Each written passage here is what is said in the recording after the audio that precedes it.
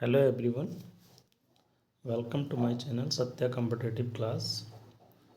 आज का topic part of the sentence. आज की वीडियो को देखने से पहले आप लोग इससे पहले का वीडियो जिसमें हमने सेंटेंस और उसकी डेफिनेशन एग्जाम्पल के साथ पढ़ाया है, इस वीडियो को सही से समझने के लिए आप पहले उस वीडियो को देख लीजिए और फिर हम लोग आइए आज इसमें पढ़ते हैं पार्ट ऑफ सेंटेंस। सेंटेंस क्या होता है ये मैं इसको पहले आपको पहले वीडियो में बता चुका हूँ, उसके टाइप्स भी बता चुका हूँ। और आज हम लोग देखते हैं पार्ट ऑफ सेंटेंस। सेंटेंस के मेन रूप से दो पार्ट होते हैं, the subject and the predicate.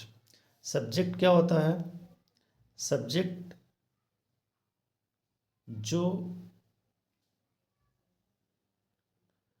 Action perform करता है, जैसे कोई भी पर्सन है, प्लेस है या थिंग है और उस वाक्य में एक्शन का काम कर रहा है तो वो हमारा सब्जेक्ट होता है। जैसे ये सेंटेंस है एग्जाम्पल के तौर पे, he is drawing a picture.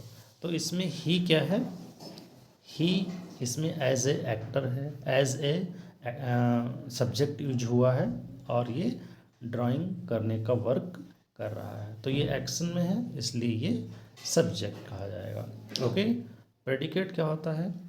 Predicate sentence का वो पार्ट होता है जो वर्ब को कंटेन किया होता है, यानी कि जहाँ से सेंटेंस में वर्ब शुरू होती है। ओके, जहाँ से सेंटेंस में वर्ब शुरू होती है वो हमारा प्रेडिकेट पार्ट होता है। जैसे the part of the sentence containing the verb which express the action or state of being, it provide information about the subject। यानी कि जो सब्जेक्ट और जो प्रेडिकेट होता है वो सेंटेंस का वह भाग होता है जो हमको सब्जेक्ट के बारे में कुछ एडिशनल इंफॉर्मेशन देता है। जैसे he is drawing a picture, तो ही यहाँ पर हमने आपको पहले बताया सब्जेक्ट था, और इज़ ड्राइंग अ पिक्चर ये सब्जेक्ट का और सेंटेंस का क्या है?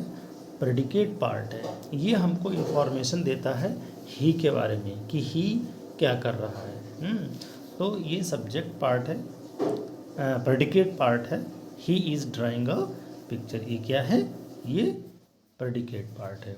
ओके, आइए और देखते हैं हम लोग।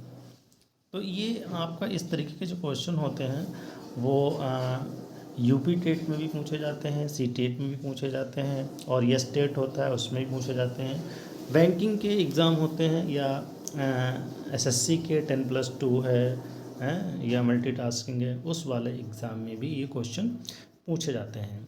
हालांकि इस तरीके का क्वेश्चन जो हमारा यूपी बोर्ड या सीबीएसई बोर्ड जो 10th का एग्ज़ाम होता है, इंटर का एग्ज़ाम होता है, 10+2 का एग्ज़ाम होता है, उसमें भी इस तरीके के क्वेश्चन पूछे जाते हैं। क्वेश्चन इस तरीके से पूछा जाएगा, कोई भी सेंटेंस दिया जाएगा और उसमें पूछ सकते हैं कि इसमें सब्जेक्ट क्या क्या है, सेंटेंस का इसमें सेंटेंस का कौन सा भाग इसमें प्रेडिकेट है, या कोई भी एक सेंटेंस दिया होगा और उसको वो क्या करेंगे, कुछ अलग तरीके से अंडरलाइन कर सकते हैं या कॉमा इन्वर्टेड कॉमा में बंद कर सकते हैं और पूछ सकते हैं कि ये क्या है, सब्जेक्ट है या प्रेडिकेट है। तो इस तरीके से क्वेश्चन जो हैं कॉम्पिटिटिव एग्ज़ाम या एकेडमिक एग्ज़ाम में पूछे जाते हैं इंग्लिश रिलेटेड से। ये चैप्टर ज़रूर ही बेसिक से रिलेटेड है इंग्लिश का, लेकिन अगर आपको ये पता है तभी आगे के जो टॉपिक्स हैं उनको पढ़ने में इंटरेस्ट आएगा। तो आप पहले क्या करिए, इन जो बेसिक वाला लेवल है उसको भी पहले क्या करिए, सही से पढ़ लीजिए।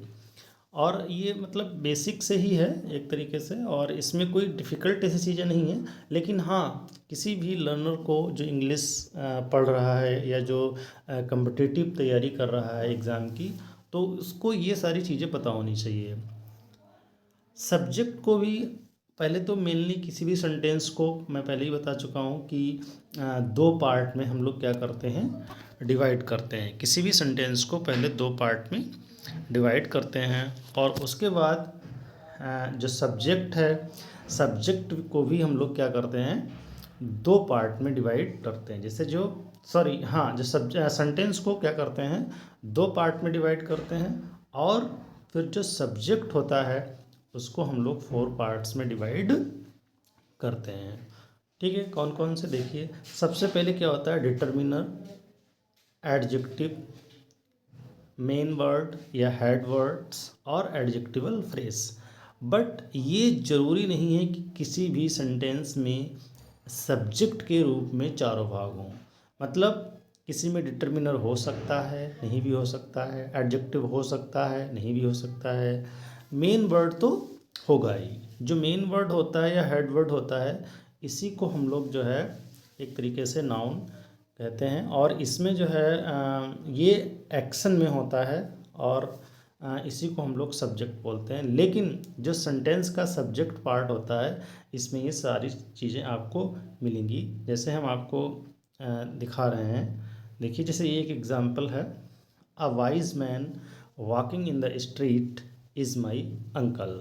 A wise man walking in the street. अब देखिए यहाँ पर क्या है, के यहाँ पे क्या है, ये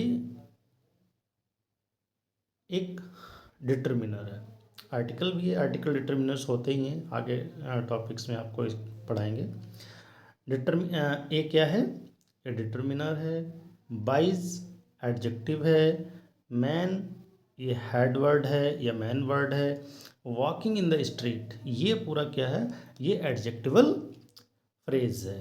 तो ये सेंटेंस का यहाँ से ये पूरा भाग यहाँ तक क्या है, ये सब्जेक्ट है। ओके, और यहाँ से इज़ माई अंकल ये प्रेडिकेट है। ये क्या है, ये प्रेडिकेट है। ओके, तो ये पूरा वाक्य जैसे एक सेंटेंस है, इसको कहा जाए कि इसका सब्जेक्ट और प्रेडिकेट क्या है। तो a wise man walking in the street ये सब्जेक्ट है, इज़ माई अंकल ये प्रेडिकेट है। और फिर ये जो सब्जेक्ट पार्ट है इसको भी अलग से डिवाइड किया गया है। जैसे मैंने आपको बताया, ऊपर क्या है, डिटर्मिनर है, एडजेक्टिव है, मेन वर्ड है और एडजेक्टिवल फ्रेज है। अब एग्ज़ाम में वो क्या कर सकते हैं, जैसे मान लिया उन्होंने कह दिया कि वाइज क्या है, तो वाइज यहाँ पर क्या है, एडजेक्टिव है, मैन क्या है, नाउन है, हेड वर्ड भी है, वॉकिंग इन द स्ट्रीट ये पूरा एडजेक्टिवल फ्रेज है। तो इस तरीके के क्वेश्चन आपको ये स्टेट, सी टेट और SSC 10+2, ठीक है, और जो एकेडमिक एग्ज़ाम होते हैं इंग्लिश सब्जेक्ट के रूप में जो स्टूडेंट्स ले रखे हैं, तो उनमें भी इस तरीके के क्वेश्चन आपसे ग्रामर सेक्शन में पूछे जाएंगे। ओके, उसके बाद जो आपका पार्ट ऑफ प्रेडिकेट, जो सेंटेंस का सेकंड पार्ट होता है जिसको हम लोग प्रेडिकेट कहते हैं। अब प्रेडिकेट को भी हम लोग फर्दर 3 पार्ट में डिवाइड करते हैं। ठीक है, देखिए सबसे पहले क्या है, वर्ब। वर्ब किसी भी सेंटेंस का सबसे इम्पॉर्टेंट पार्ट होता है। Without verb we can not accept any sentence. तो वर्ब किसी भी टेंस में वर्ब अवश्य होगा, और ऑब्जेक्ट भी होता है, कंप्लीमेंट भी होता है। तो ये क्या है पार्ट, ये हमारे सेंटेंस का जो प्रेडिकेट पार्ट होता है उसके अलग से 3 टाइप्स के 3 पार्ट्स हैं। जैसे आइए देखते हैं, जैसे एग्जाम्पल के तौर पे माई ब्रदर, अगर इस सेंटेंस के हम लोग पार्ट करें तो क्या होगा, जैसे ये माई ब्रदर, ये इतना क्या हो जाएगा, ये सब्जेक्ट हो जाएगा। ठीक है, और is teaching me English every day ये प्रेडिकेट हो जाएगा। ये क्या हो जाएगा, ये प्रेडिकेट हो जाएगा। तो इस तरीके के सेंटेंस। अच्छा, प्रेडिकेट में आइए हम लोग देखते हैं, जैसे इज टीचिंग वर्ब है। अगर वर्ब को भी हम लोग क्या कर सकते हैं, डिवाइड कर सकते हैं अलग अलग टाइप की वर्ब। वर्ब जो है एक अपने आप में बहुत ही इम्पॉर्टेंट चैप्टर है, इसको मैं किसी अलग लेक्चर में आपको क्लियर करूँगा। लेकिन यहाँ पे इज टीचिंग ये पूरा वर्ब सेक्शन है। मी क्या है, ये ऑब्जेक्ट है, इंग्लिश भी ऑब्जेक्ट है, एवरीडे ये एज ए कम्प्लीमेंट या देखिए, तो मी क्या है, ये ऑब्जेक्ट है। ऑब्जेक्ट भी दो तरीके के होते हैं, आपको बताया हमने, डायरेक्ट ऑब्जेक्ट और इनडायरेक्ट ऑब्जेक्ट। डायरेक्ट ऑब्जेक्ट क्या होते हैं, जो नॉन लिविंग थिंग्स होती हैं, जैसे इंग्लिश इसमें यहाँ पर है, तो ये क्या है, ये नॉन लिविंग है, तो ये डायरेक्ट ऑब्जेक्ट आएगा। और जो लिविंग थिंग्स होती हैं, या ह्यूमन बीइंग या एनिमल, तो ये क्या है, ये इनडायरेक्ट ऑब्जेक्ट में आते हैं।